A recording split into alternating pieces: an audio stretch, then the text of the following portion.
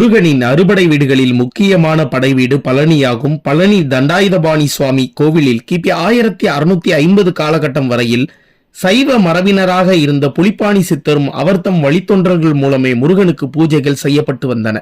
ஆனால் திருமலை நாயக்கரின் தலவாய் ராமப்ப ஐயன் என்பவர் ஒருமுறை பழனி கோவிலுக்கு சென்றபோது பிராமணர் அல்லாத சைவ மரபினரிடம் பிரசாதம் வாங்க மறுத்தார். எனவே அவர் காலத்தில் கோவிலில் இருந்த சைவ மரபினர் வெளியேற்றப்பட்டு பிராமணர்கள் பூசகர்களாக நியமிக்கப்படுகின்றனர். இதை நான் கூறவில்லை, ராமப்ப ஐயன் திருமலை நாயக்கருக்கு கொடுத்த பட்டயம் சொல்லுகிறது.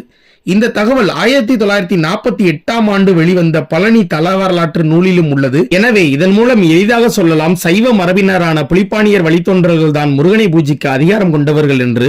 ஆனால் இன்றோ பிராமணர்கள் தான் கோவிலை கட்டியவர்கள் போன்று காட்சி தருவது வருத்தத்துக்குரியது. இந்த தகவல் இப்பதான் உங்களுக்கு தெரிஞ்சதுன்னா மறக்காம லைக் பண்ணிட்டு நம்ம பக்கத்தை சப்ஸ்கிரைப் பண்ணி